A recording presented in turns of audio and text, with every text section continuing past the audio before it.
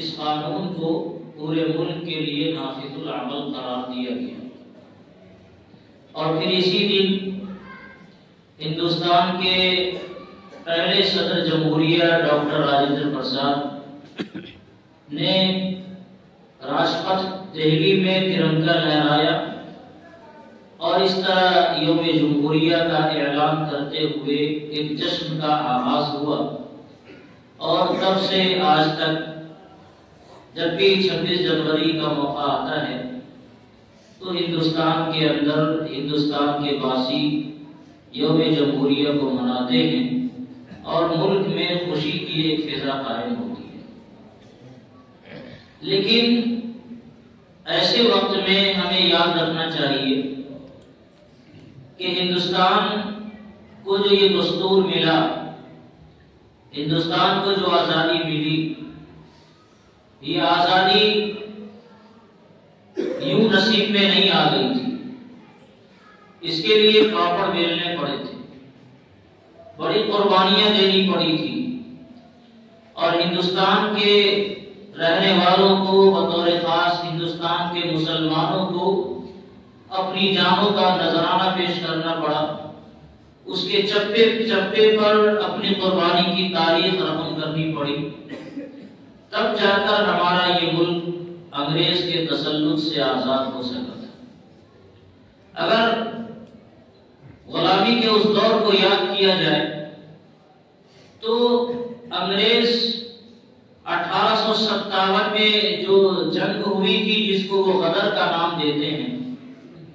اسی وقت سے اگر اس دور کو یاد کیا جائے تو تقریباً یہ 90 سال کا عرصہ ہوتا ہے۔ 1857 میں غدر نامی ایک بغاوت کا آغاز ہوا، اور ہندوستان کے رہنے والے ہر خطے اور ہر علاقے کے ہر مذہب کے ماننے والوں نے انگریز کے خلاف علم بغاوت بلند کیا، آزادی کا سور پھونکا، اور یہ چلتے ہوئے 1947 میں یعنی ٹھیک 90 سال کے گزرنے کے بعد اپنے نتیجے کو پہنچا ہے، اور 90 سال کی بڑی قربانیوں کے بعد ہندوستان کو آزادی کا صورت دیکھنا نصیب ہوا ہے۔ لیکن اگر صحیح معنی میں ہندوستان کی آزادی کی تاریخ کو دیکھا جائے تو یہ تاریخ 1857 سے شروع نہیں ہوتی ہے۔ در حقیقت مسلمانوں کی قربانیوں کو پسے پشت ڈالنے کے لیے دنیا نے ہمیں یہ سنہرا خواب دکھلایا کہ آزادی کی لڑائی 1857 سے شروع ہوئی ہے۔ صحیح بات یہ ہے کہ یہ لڑائی 1857 سے شروع نہیں ہوئی، بلکہ اس لڑائی کی اگر کوئی تاریخ دیکھی جائے اور اس کی بنیاد کا جائزہ لیا جائے تو 350 سال کا لمبا عرصہ گزرا ہے، جس عرصے میں انگریز کی یہ پوری تاریخ دہرائی گئی ہے۔ ہندوستان میں سب سے پہلے یورپ کا جو پہلا قافلہ ہمارے ہندوستان میں سمندری راستے کے راستے سے آیا تھا، کلکتہ کی بندرگاہ پر اترا، یہ 1498 کے اندر واسکو ڈی گاما، جو تاریخ پڑھنے والے حضرات ہیں وہ ان کا نام جانتے ہیں، ان کے ذریعے سب سے پہلا قافلہ سمندری راستے کے ذریعے ہندوستان میں آیا۔ یہ یورپ کا پہلا قافلہ تھا جو ہمارے ہندوستان میں آیا۔ اس کا مقصد یہ تھا کہ ہم یہاں آ کر تجارت کریں گے۔ ہندوستان سونے کی چڑیا کہی جاتی تھی، اللہ تعالیٰ نے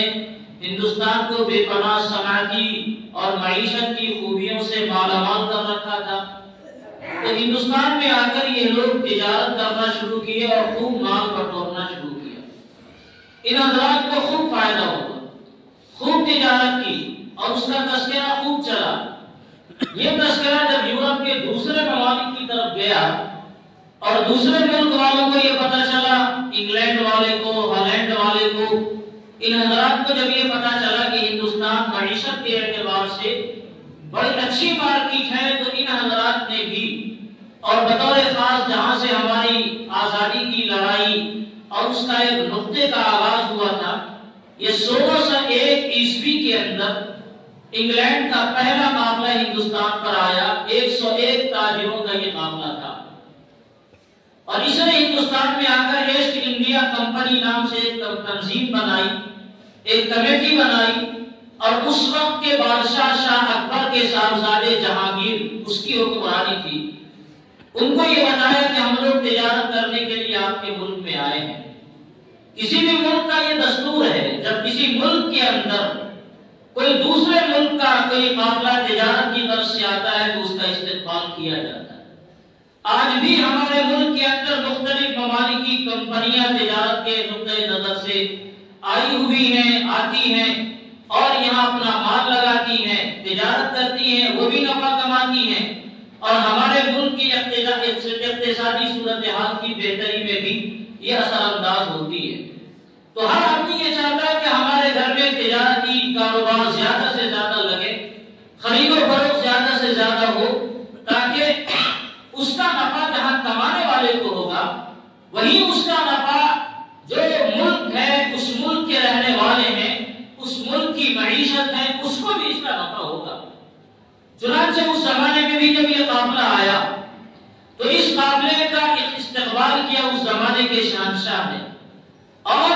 اس زمانے کے شہنشاہ نے اس کا استقبال کرتے ہوئے ان کو تجارت کی اجازت دی۔ لیکن یہ صرف منہ کے گورے لوگ تھے، من کے کالے لوگ تھے۔ انہوں نے دیکھا کہ ہندوستان تو واقعی تجارت کے لیے بہترین جگہ ہے، تو صرف یہی نہیں کہ یہاں تجارت کیا جائے بلکہ ہندوستان پر ہی قبضے کی پلاننگ انہوں نے شروع کی۔ ان کے ذہن و دماغ میں یہی بات تھی کہ اتنی اچھی جگہ کو جو تجارت کے لیے سب سے بہتر ہو سکتی ہے، کیوں نہیں اس کو قبضے ہی میں کر لیا جائے اور اس پر اپنی حکومت بنا لی جائے۔ اگر اس کو سمجھنا ہو تو آج کے زمانے میں بھی آپ دیکھیں، جہاں دیکھ کے ذخائر ہیں وہاں دنیا کی جو دادا قسم کے حکمراں ہیں یہ چاہتے ہیں کہ ان ممالک پر کسی نہ کسی طرح ان کا کنٹرول ہو جائے، ان کا قبضہ ہو جائے۔ افغانستان پر حملہ کیا گیا، مقصد کیا تھا وہاں کی صورتحال کو اپنے کنٹرول میں کرنا، اور وہاں جو اللہ تعالیٰ نے بے شمار خزانے چھپا رکھے ہیں ان کو اپنے کنٹرول میں کرنا۔ اس کے علاوہ دوسرے اور ممالک کے اوپر جو اسلامی اور مسلمانوں کے ممالک ہے وہاں جو قبضہ کیا گیا یا اس کی کوشش کی گئی وہ صرف اس لیے کہ وہاں کے تیل کے ذخیروں پر قبضہ کیا جائے اور اپنی معیشت کو بڑھایا جائے۔ تو یہی حضرات کی صورتحال شروع سے ہو رہی ہے کہ جس ملک میں ان کو یہ لگتا ہے کہ ہمارے تجارتی کاروبار زیادہ سے زیادہ پنپ سکتے ہیں تو ان ممالک کے اندر یہ حضرات اپنا سکہ جمانے کے لیے، اپنا پنجہ کاٹنے کے لیے پوری کوشش کرتے ہیں۔ اور چنانچہ انگریز جب ہندوستان میں آئے تو کہہ کر تو یہ آئے کہ ہم تجارت کریں گے، یہاں اپنی فیکٹریاں قائم کریں گے، اپنے کاروبار کریں گے، ہمارا بھی فائدہ ہوگا، آپ کا بھی فائدہ ہوگا۔ لیکن انہوں نے اندر اندر یہ پلاننگ شروع کی کہ اپنی فوج تیار کرنا شروع کیے، اپنی سامان جنگ کو تیار کرنا انہوں نے شروع کیا، بندوق اور رائفل بنانے شروع کیے، اور ان کی پوری کوشش تھی کہ کسی طریقے سے ہندوستان کے اوپر ان کا قبضہ ہو جائے۔ لیکن اس وقت جہانگیر کے بعد شاہ جہاں آئے، پھر اس کے بعد اورنگزیب عالمگیر رحمۃ اللہ علیہ آئے۔ اس زمانے میں مغلیہ حکومت انتہائی طاقتور تھی ہندوستان کے اندر، اور اس لیے ان کو قبضہ کرنے کا کوئی موقع نہیں ملا۔ لیکن انہوں نے اپنی کوشش کو ختم نہیں کیا، پلاننگ ان کی جاری رہی، یہاں تک کہ شاہ عالمگیر اورنگزیب رحمۃ اللہ علیہ کے بعد جب مغلیہ سلطنت کمزور ہوئی ہے اور طوائف الملوکی کا دور شروع ہوا، کہنے کو تو دلی کا حکمران پورے ہندوستان کے اوپر حکومت کر رہا تھا، لیکن ہر ریاست میں الگ الگ حکمران نے سر ابھارنا شروع کیا، اور مختلف ریاستوں کے وہاں کے نواب اور وہاں کے امراء نے ریاستی حکومت قائم کی جو دہلی حکومت کے زیر نہیں چلا کرتی تھی۔ یعنی دہلی حکومت کا صرف ایک سکہ چلتا تھا، باقی حکومتیں اپنی اپنی چلتی تھی۔ بنگال کی حکومت لے لیجیے، میسور کی حکومت لیجیے، حیدرآباد کا نظام چل رہا تھا، اس کے علاوہ اودھ کا نظام چل رہا تھا۔ تو پورے ملک میں اس طرح طوائف الملوکی کا دور دورہ ہوا، اور اس کی وجہ سے مغلیہ حکومت انتہائی کمزور ہوتی چلی گئی۔ تو اس کا نتیجہ یہ ہوا کہ اس کا فائدہ اٹھا کر انگریزوں نے مختلف ریاستوں کے اوپر حملے شروع کیے۔ سب سے پہلی جو لڑائی انگریزوں کی ہوئی ہے وہ بنگال کے شیر نواب سراج الدولہ سے 1757 میں پلاسی کے میدان میں سب سے پہلی لڑائی ہوئی تھی، اور اس وقت کی لڑائی میں نواب سراج الدولہ نے پوری طاقت کے ساتھ انگریز کو پچھاڑنے کی مکمل کوشش کی تھی۔ اگر آپ اس کی تاریخ کا جائزہ لیں گے تو آپ کو بڑی حیرت ہوگی کہ اس وقت ان کو احساس ہو گیا تھا کہ اگر انگریز کی طاقت کو بڑھنے دیا گیا تو یہ دھیرے دھیرے ایک صوبہ پھر دوسرا صوبہ پھر تیسرا صوبہ اور اس طرح یہ پورے ہندوستان پر قبضے کی ان کی پلانیں ہیں۔ کیوں نہیں ان کی طاقت کو کمزور کیا جائے اور ان کی طاقت کو یہی ختم کر دیا جائے؟ چنانچہ نواب سراج الدولہ نے ان سے لوہا لینے کی کوشش کی اور پلاسی کے میدان میں باضابطہ جنگ کی نوبت آئی۔ اس وقت نواب سراج الدولہ کے پاس تقریباً 70,000 کا مجمع تھا جو ان کی فوج میں شامل تھا، اور انگریز کے پاس ان کی اپنی فوج جو انگریز پر مشتمل تھی صرف 500 افراد کی تھی۔ اس کے علاوہ 2500 افراد انہوں نے زر خرید غلام کے طور پر ہندوستانیوں کو خرید کر انہوں نے اپنی فوج میں شامل کر رکھا تھا، تو بھی ان کی بڑی تعداد صرف 3000 بنتی ہے۔ 3000 سے زیادہ ان کی تعداد نہیں تھی، اور دوسری طرف نواب سراج الدولہ کے پاس تقریباً 68,000 کی فوج تھی، 50,000 ایک فوج اور 8,000 کی سوار والی ایک فوج تھی۔ لیکن یہ سوئے اتفاق کا یہ کہ انسان سامنے والے دشمن سے کم مار کھاتا ہے، آستین کے سانپوں سے زیادہ مار کھاتا ہے۔ آپ نے میر جعفر کا نام سنا ہوگا، میر صادق کا نام سنا ہوگا۔ یہ ہندوستان کی تاریخ میں آستین کے سانپ کی حیثیت سے یہ لوگ رہتے تھے۔ میر جعفر جو نواب سراج الدولہ کا سپہ سالار تھا، اس کے تمام فوجیوں کا وہ کمانڈر تھا، وہ انگریز سے جا کر مل گیا۔ انگریز نے اسے لالچ دے دی، اسے بتایا کہ ہم تمہیں نواب بنا دیں گے، کسی صوبے کا حکمراں بنا دیں گے، اور اس طرح جب یہ مین سپہ سالار ہی انگریز سے جا کر ملا ہے تو میدان جنگ جب سجائی گئی ہے اور وہاں لڑنے کی نوبت آئی تو میر جعفر نے سارے فوجیوں کو اشارہ دے دیا تھا، اور لڑنے کے نام پر کوئی کام نہیں ہو رہا تھا۔ فوج ہاتھ پر ہاتھ دھرے بیٹھی ہوئی تھی، بیچارہ نواب سراج الدولہ پریشان کہ یہ کیا ہو رہا ہے، لیکن جو ہونا تھا مقدر وہ ہو کر رہا۔ پھر آخر جب نواب سراج الدولہ نے یہ دیکھا کہ یہ لڑائی اب جیتی نہیں جا سکتی تو وہ بھاگنے پر مجبور ہوئے، لیکن میر جعفر کے لڑکے نے ان کو پکڑ کے ان کا قتل کر دیا، اور اس طرح پلاسی کی جنگ انگریزوں کے قبضے میں آ گئی اور انگریز اس جنگ میں فاتح رہا۔ پھر اس کے بعد مختلف اور جنگیں ہوتی رہی، اور سب سے بڑی جنگ ہندوستان کی آزادی میں پھر اس کے بعد 1799 کے اندر لڑی گئی ہے شیر میسور سلطان ٹیپو شہید کے ذریعے سے۔ سلطان ٹیپو شہید نے کئی مرتبہ انگریزوں کو ٹکر دیا اور ہر مرتبہ انہیں پسپا کرنے پر مجبور کر دیا، ہر مرتبہ انگریز بالکل ہاتھ پہ چلے گئے، لیکن سن 1799 کے اندر جو لڑائی ہوئی ہے وہاں بھی میر صادق نام کا ایک منافق پیدا ہوا، اور اس کی وجہ سے نتیجہ یہ ہوا کہ اس جنگ کا خاتمہ سلطان ٹیپو شہید کی شہادت پر ختم ہوا۔ اور اس وقت انگریز کے جو حکمران تھے وہاں کے، انہوں نے کہا تھا کہ آج ہندوستان ہمارا ہے۔ سب سے بڑی رکاوٹ انگریز کو گویا آگے بڑھنے کے لیے اور دلی کی طرف ان کو پیش قدمی کرنے کے لیے سلطان ٹیپو شہید بنے ہوئے تھے، ہر طرف سے گھیر گھیر کر مار رہے تھے اور ان کی طاقت کو منتشر کر رہے تھے، لیکن جب ان کی شہادت ہو گئی تو اب گویا انگریز کو دہلی کی طرف آگے بڑھنے کا موقع ملا۔ چنانچہ صرف 3-4 سال کے بعد 1803 کے اندر شاہانہ فاتحانہ شان کے ساتھ یہ دہلی کی طرف بڑھے ہیں، اور دہلی کی حکومت پر ان کا زبردستی قبضہ ہو گیا۔ اس وقت کے جو ملک کے جو حکمران تھے شاہ عالم ثانی، اس سے جبرن انہوں نے لکھوایا، معاہدہ بنا۔ اس معاہدے میں ایک مشہور جملہ ہے جو جملہ تاریخ کی کتابوں میں لکھا جاتا ہے، خلق خدا کی، ملک بادشاہ سلامت کا، اور حکم کمپنی بہادر کا۔ یہ 3 جملہ لکھا گیا، مخلوق خدا کی ہے، خدا کی مخلوق ہے،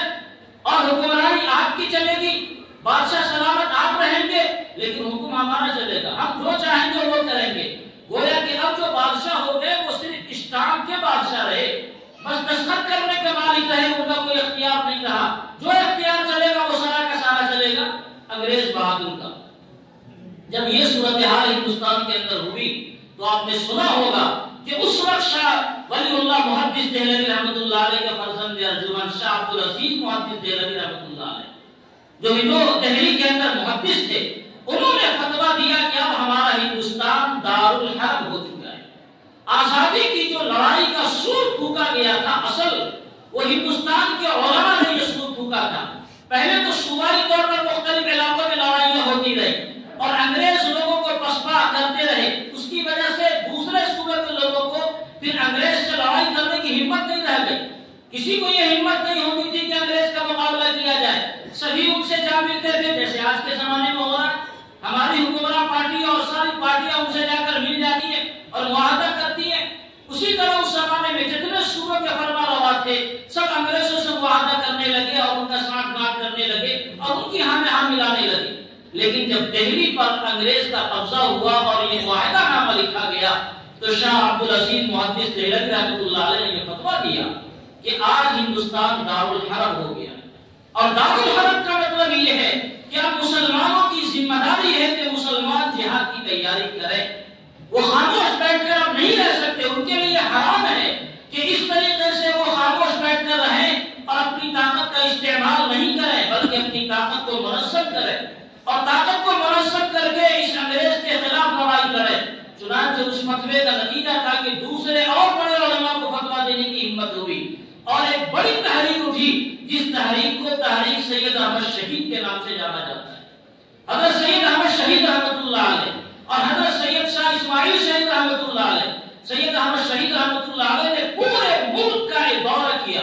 پٹنہ بھی ان کا آنا ہوا تھا، دیوبند ان کا آنا ہوا تھا، کشمیر وہ گئے تھے، گویا پورے ملک کا دورہ کر کے ذہن سازی کی اور ہر جگہ تنظیمیں بنائی، کمیٹیاں بنائی، لوگوں کو جہاد کے اوپر تیار کیا، لوگوں سے بیعتیں لی اور خود بھی 1831 کے اندر بالاکوٹ کے میدان میں پہاڑی کے دامن میں جہاد کرتے ہوئے انگریزوں سے انہوں نے جام شہادت نوش فرمایا۔ لیکن ان کے شہادت کے بعد یہ واقعہ رکا نہیں ہے، یہ آزادی کی لڑائی مستقل ہندوستانیوں کے اندر سرایت کر گئی تھی۔ اس کے بعد مسلمانوں کے علاوہ ہندوستان کے اندر جو دوسرے مذاہب کے رہنے والے تھے ان کے اندر بھی آزادی کی یہ لڑائی بڑھتی چلی گئی۔ انگریز کی فوج میں مسلمان بھی ملازمت کر رہے تھے، غیر مسلم بھی ملازمت کر رہے تھے، ان کے اندر بھی بغاوت کے سور صاحب نظر آنے لگے۔ اسی درمیان میں ایک بڑا عجیب واقعہ ہوا، انگریز کی طرف سے غلطی ہوئی۔ انگریز نے یہ کیا کہ کنووں میں جس کنویں کا استعمال پینے کے لیے کیا جاتا تھا اس میں گائے کی بھی چربی اور سور کی بھی چربی ڈال دی گئی۔ گائے کی چربی ڈالی گئی جس کی وجہ سے اس کا استعمال غیر مسلم نہیں کر سکتے، اور سور کی چربی ڈالی گئی جس کی وجہ سے اس کا استعمال مسلمان نہیں کر سکتے۔ اس نے ایک کام تو یہ کیا جس کی وجہ سے ہندوستان کے رہنے والے چاہے وہ مسلمان ہو چاہے وہ غیر مسلم ہو، ہر ایک کے اندر انگریز کے خلاف ایک جذبہ پیدا ہو گیا کہ یہ ہمارا جانی دشمن ہے اور ہمیں جینے پر بھی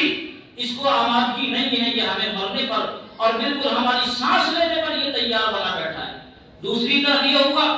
کہ جو کارتوس بنائے جاتے ہیں، بندوق کی گولیاں بنائی جاتی ہیں، اس کا جو غلاف بنایا گیا اس غلاف کے اندر بھی یہ دونوں چربیاں ڈالی گئی اور اتفاق سے اس غلاف کو دانتوں سے توڑ کر کھولا جاتا تھا۔ اب یہ ہوا کہ نہ مسلمان اس کا استعمال کر سکتا ہے نہ غیر مسلم اس کا استعمال کر سکتا ہے۔ اس طرح 1857 میں یہ لاوا پھٹا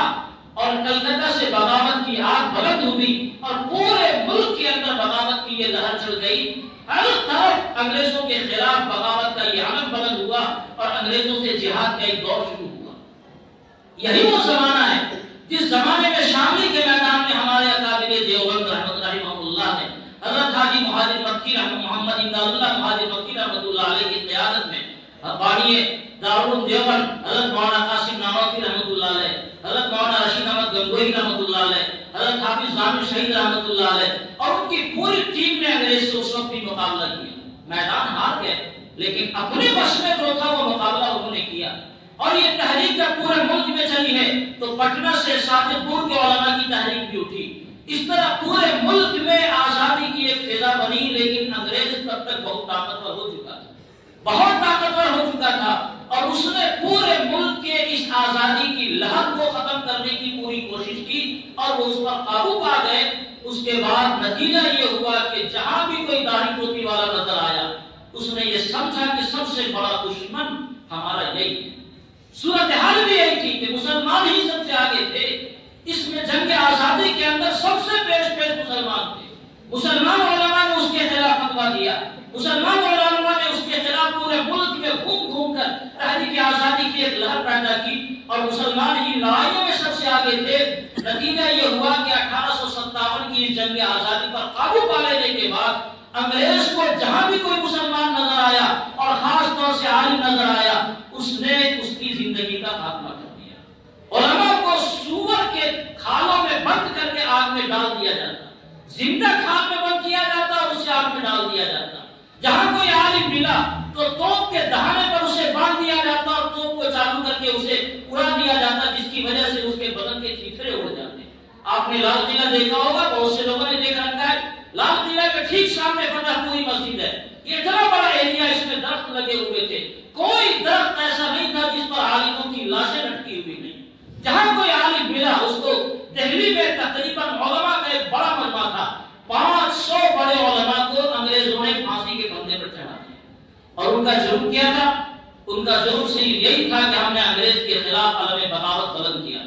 لوگوں کو بلایا جاتا اور کہا جاتا تم یہ کہہ دو کہ ہم نے تمہارے خلاف کوئی لڑائی نہیں لڑی ہے، تمہیں چھوڑ دیا جائے گا۔ لوگ کہتے ہیں ایسا کیسے ہو سکتا ہے، تم ہمارے دشمن ہو، ہمارے قوم کے دشمن ہو، ہمارے ملک کے دشمن ہو، ہمارے یہاں کے رہنے والوں کے دشمن ہو، یہ میں کیسے کہہ دوں کہ میں نے تمہارے خلاف لڑائی نہیں لڑی؟ اور اس کا نتیجہ یہ ہوتا ہے کہ اسے اپنی زندگی سے ہاتھ دھونا پڑتا ہے۔ بہرکیف یہ آزادی کی لڑائی بڑھتی گئی، انگریز نے سب پر قابو پا لیا۔ اسی کی دین تھی جب علماء نے دیکھا کہ میدان جہاد میں ان کو پسپا کرنا ذرا مشکل ہو گیا ہے، تو 1866 عیسوی کے اندر حضرت مولانا مجد الاسلام مولانا محمد قاسم نانوتوی رحمۃ اللہ علیہ اور ان کے رفقاء کار نے دارالعلوم دیوبند کی بنیاد رکھی تھی۔ مقصد یہی تھا کہ ایسی فوج تیار کی جائے جو فوج ہندوستان کو آزادی دلا سکے۔ چنانچہ وہاں سے ایک فوج تیار ہوئی جس کے سربراہ شیخ الہند حضرت مولانا حسین احمد مدنی رحمۃ اللہ علیہ، انہوں نے ایک تحریک چلائی جس کو تحریک ریشمی رومال کے نام سے جانا جاتا ہے، اور انہوں نے بھی افغانستان کا، سعودی عرب کا اور نہ جانے کن کن ملکوں کا ان کے لوگوں نے دورہ کیا، اور اس تحریک ریشمی رومال میں بڑی لمبی کہانی ہے اس کی، جس کی وجہ سے انگریزوں کو بھاگنے پر مجبور کرنے کے لیے پلاننگ کی گئی۔ لیکن برکت جو مقدر ہوتا ہے وہ ہوتا ہے۔ دھیرے دھیرے یہ قافلہ آگے بڑھتا رہا، اس کے بعد بہت سے لوگ آئے، پھر جمعیت کا قیام ہوا، پھر اس کے بعد کانگریس کا قیام ہوا، اور پھر ہوتے ہوتے 1947 میں جا کر ہمارا یہ دیش آزاد ہوا ہے۔ تو اگر آپ انگریز کی اس تاریخ کو دیکھیں گے تو اس کا سب سے پہلا قافلہ 1601 عیسوی کے اندر ہمارے ہندوستان پر آیا ہے، اور 1947 میں یہ قافلہ اس کی آخری کیل اس کو ٹھونک دی گئی ہے۔ اس طرح 350 سال کا یہ لمبا عرصہ ہے جس عرصے میں انگریز نے ہمارے ملک پر قدم رکھا اور پھر یہاں سے ان کو کھدیڑ کر نکالا گیا۔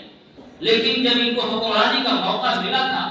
ایسے ایسے مظالم اس نے ہندوستان کے واسیوں پر ڈھائے اور ایسی ایسی شرمناک اور خطرناک حرکتیں کی ہیں کہ خود ان کی تاریخوں میں بھی یہ معاملہ درج ہے کہ ہم نے ہندوستانیوں کے ساتھ ایسا کیا، ان کے قوانین ہم نے بدلے، ان کی اونچی ذاتوں کو ہم نے انتہائی ذلیل کر دیا، ان کی جائیدادیں ہم نے ضبط کی۔ یہ سب وہ باتیں ہیں جو خود ان کے یہاں لکھی ہوئی ہے، ہم کہیں کیا، خود ان کے یہاں پر لکھا ہوا ہے کہ ہم نے یہ سب کام کیا ہے۔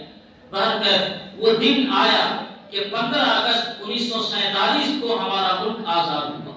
اور پھر تقریباً 3 سال کے بعد 26 جنوری 1950 کو ایک ایسا قانون بنانے میں ہم کامیاب ہو گئے جس قانون میں پورے ملک کے لوگوں کی نمائندگی تھی۔ یہ مسئلہ پیدا ہوا کہ قانون کیسا بنایا جائے، مذہبی قانون بنایا جائے یا لا مذہبی قانون بنایا جائے۔ ایسا قانون بنایا جائے جو سارے مذاہب کی رعایت کرتا ہوا بنے یا کسی ایک مذہب کی بنیاد پر قانون بنے۔ اس وقت کے جو ہمارے سربراہان تھے انہوں نے یہ سوچا کہ ہندوستان کے اندر ایک مذہب کے ماننے والے لوگ نہیں رہتے، اقلیت میں ہی صحیح بے شمار مذاہب کے ماننے والے یہاں موجود ہیں۔ اگر کوئی ایسا قانون بنا جس کی بنیاد کسی مذہب پر ہوگی تو دوسرے مذاہب کے ماننے والوں کو اس میں پریشانی ہوگی، اس لیے ایسا قانون بنایا جائے جس قانون کا مذہب سے کوئی تعلق نہیں ہو، جو لا مذہب قانون ہو، جس قانون کے اندر یہ بات ہو کہ ہمارے ملک کا شہری، ہر مذہب کا آدمی کو اپنے مذہب کے اوپر عمل کرنے کی پوری آزادی ہے۔ مذہب کے معاملے میں ہمیں اور آپ کو آزاد کیا گیا، اس کے علاوہ جو دیگر اور قوانین ہیں وہ قوانین بنائے گئے، اور ایک ایسا قانون بن کر تیار ہوا جو جو ہندوستان کے شمال سے جنوب تک اور مشرق سے مغرب تک سارے لوگوں کو ساتھ لے کر چلنے کی اس کے اندر شکت تھی، اور الحمدللہ 70 سال تک یہ قانون ہم سب کو کسی طرح گھسیٹ کر ہی صحیح لے کر چلتا ہے۔ اگر اس قانون پر مکمل طریقے سے عمل کیا جائے تو ہندوستان میں کہیں کوئی دقت پیش نہیں آئے گی۔ جو قانون ہے، ہندوستان کا جو نظام ہے جس کو جمہوری نظام ہم کہتے ہیں، یہ 4 بنیادوں پر قائم ہوتا ہے۔ ایک ہے مقننہ، جو اسمبلیوں کے حضرات ہوتے ہیں، ممبران پارلیمنٹ، دوسرا ہے عدلیہ، اور تیسرا ہے میڈیا۔ 4 قانون ہیں اس کے، اور چوتھا انتظامیہ جو پولیس کا انتظام ہوتا ہے۔ یہ چاروں نظام اگر ٹھیک ٹھاک ہوں، جو حضرات اسمبلیوں میں جاتے ہیں وہ صحیح طریقے سے قانون پاس کریں، پورے ملک کے مفاد کو سامنے رکھ کر قانون بنائیں، تو انشاءاللہ بہتر سے بہتر قانون بنے گا۔ لیکن آج کی صورتحال کیا ہے؟ ایک خاص نقطۂ نظر سے مختلف قوانین بنائے جا رہے ہیں، اور ہمارا جو دستور بنا ہوا ہے ان کے مختلف شقوں پر حملہ کرنے کی کوشش کی جا رہی ہے۔ دوسرا ہے عدلیہ۔ عدلیہ کا کام یہ ہے کہ اس کے سامنے جو معاملات جائیں ان معاملات میں انصاف کے تقاضے کے اوپر عمل کیا جائے۔ اور آج کے انصاف کا یہ حال ہے کہ زمین بھی آپ کی ہے، یہاں پہلے سے کوئی مندر نہیں تھی، یہاں مندر کو توڑ کر مسجد نہیں بنائی گئی، مسلمان نماز پڑھتے چلے آ رہے ہیں، لیکن یہ زمین مسلمان کو نہیں دی جائے۔ بہت اچھا انصاف کیا آپ نے، تاریخ کی کتابوں میں لکھا جائے گا، اور تاریخ میں ہمیشہ یاد رکھا جائے گا کہ ہندوستان جیسے جمہوریہ ملک میں جو سب سے بڑا جمہوری ملک ہے، وہاں کی سب سے بڑی عدالت نے ایسا ناانصافانہ فیصلہ کیا جو عدالت کے ماتھے پر ایک قلم کی حیثیت رکھتا ہے۔ سارا ریکارڈ آپ کہہ رہے ہیں کہ زمین مسلمانوں کی، اس زمین پر کسی کا قبضہ نہیں کیا گیا، اس زمین پر پہلے سے کوئی مندر نہیں تھی، وہاں مندر توڑ کر بنایا نہیں گیا، تو سب کچھ ہمارا ہے، لیکن یہ اکثریت ہے، لہذا ان حضرات کا خیال کرتے ہوئے زمین ان کو دے دی جائے۔ اس کا مطلب تو یہ ہوا کہ گاؤں میں اگر میں غریب ہوں اور 10 آدمی مجھ کو میرے گھر سے نکالنے پر مجبور ہو جائیں، اور سب لوگ حملہ کر دیں کہ اس کو اس کے گھر سے نکالا جائے، اور یہ معاملہ عدالت میں جائے تو عدالت یہ فیصلہ کرے گی کہ مانا گھر آپ کا ہے، کاغذات آپ کے ہیں، مکان آپ نے بنایا، لیکن 10 لوگ کہہ رہے ہیں اس لیے آپ اپنا گھر خالی کر دیجیے۔ اگر اس کو انصاف کہتے ہیں تو آپ کہو انصاف، ورنہ یہ عدلیہ کے ماتھے پر بہت بڑا کلنک ہے جو ہماری عدلیہ نے کیا تھا۔ عدلیہ کی ذمہ داری ہے کہ اس کے سامنے جو معاملہ جائے وہ چہرہ نہیں دیکھے، وہ دلائل دیکھ کر کام طے کرے، وہ یہ دیکھے کہ انصاف کس کے حق میں ہے۔ اور شریعت کا جو اصول ہے کہ اگرچہ تمہارے باپ دادا کے خلاف بھی اگر انصاف اس کے خلاف جائے، وَلَوْ عَلَىٰ أَنفُسِكُمْ أَوِ الْوَالِدَيْنِ وَالْأَقْرَبِينَ، تمہارے ماں باپ کے خلاف، تمہاری ذات کے خلاف انصاف ہو، لیکن انصاف کی بولی بولو، یہ اسلام سکھاتا ہے۔ دنیا کے پاس یہ نہیں ہے۔ تیسرا نظام جو اس کو سنبھالنے والا ہوتا ہے وہ انتظامیہ ہے، پولیس کا نظام ہے۔ جو قانون نافذ ہوتے ہیں اس قانون کو زمین پر اتارنے کے لیے پولیس کی ذمہ داری ہے کہ وہ قانون کو زمین پر اتارے۔ ہماری پولیس ایسے ہی بنا۔ اور چوتھا جو نظام اس کا ہوتا ہے میڈیا کا ہوتا ہے۔ میڈیا کی ذمہ داری ہے کہ وہ عوام کو صحیح رخ کی رہنمائی کرے، وہ صحیح بتائے اور حکومتوں سے وہ سوال کرے۔ لیکن آج کا میڈیا حکومت کا دلال بنا ہوا ہے، اور حکومت سے سوال کرنے کے بجائے وہ عوام سے سوال کرتی ہے۔ جو حضرات حکومت طبقہ سے تعلق رکھتے ہیں ان سے سوال کرنے کے بجائے ان کا سوال ان سے ہوتا ہے جو وپکش میں بیٹھے ہوئے ہیں۔ یہ عجیب سی صورتحال ہے، یعنی میڈیا کو جو کام نہیں کرنا چاہیے وہ کام کر رہی۔ کوئی بھی اگر اپنی ذمہ داری نہیں نبھا رہا ہے تو آپ کو معلوم ہونا چاہیے کہ گھر کے 4 ستون میں اگر ایک ستون بھی گڑبڑ ہو گیا تو پھر اس گھر کا نقصان ہوگا، اور 4 ستون اگر گڑبڑ ہو جائے تو کیا ہوگا؟ تو اللہ ہی حافظ ہے۔ یہی صورتحال ہمارے اس ملک کی ہے کہ اس ملک میں جو قانون بڑی قربانیوں کے بعد بنایا گیا تھا، اور اس قانون میں ملک کے رہنے والے تمام شہریوں کی حقوق کی حفاظت کا خیال رکھا گیا تھا، آج اس قانون پر کچھ لوگوں نے غلط نظر ڈال کر اس کو ختم کرنے کی کوشش کی جا رہی ہے۔ بس یہی دعا کی جا سکتی ہے کہ اللہ تعالیٰ اس ملک کی صالحیت کو برقرار رکھے، اس ملک میں امن و امان کو قائم رکھے۔ یہ ہماری ہندوستان کی آزادی کی تاریخ کا ایک ہلکا سنہرا باب تھا جس کو ہم نے بیان کرنے کی کوشش کی۔ یہ تاریخیں اس لیے بیان کی جاتی ہیں تاکہ انسان ماضی کو دیکھ کر اپنے مستقبل کے لائے عمل کو تیار کرے۔ اللہ تعالیٰ ہم سب کو کہنے سننے سے زیادہ عمل کی توفیق عطا فرمائے۔